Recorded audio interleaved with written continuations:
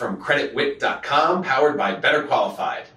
And we got a question from a user about they pulled their own credit score online and then they went to the bank and there was a difference of 100 points.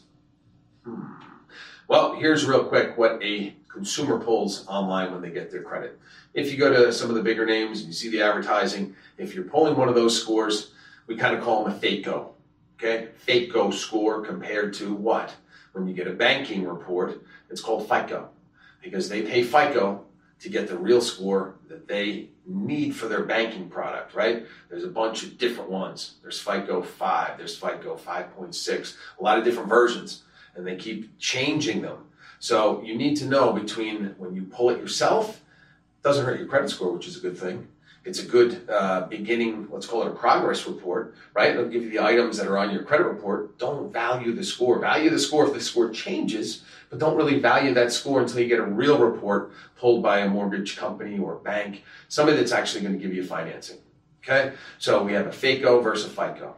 Real simple. When you get the final, not a progress report, when you get the final report card, that's your FICO score. So remember, when you're pulling stuff online, if you're going through yourself and you're pulling it through one of the sites that are out there that you see on TV, those scores do not compile to what you're really going to get a score if you get pulled by a bank. Just remember, again, if you're doing that, at least the items, and most of the time it's only one bureau. So again, to get a full report, you go to annualcreditreport.com. That's annualcreditreport.com, and everybody gets one of those reports a year. So if you haven't pulled your credit and you want to get at least a idea of what's on it, or if you're not monitored and you have no idea, and if you've seen some of the other videos I talk about monitoring, guys, it's the fastest growing crime in America, ID theft.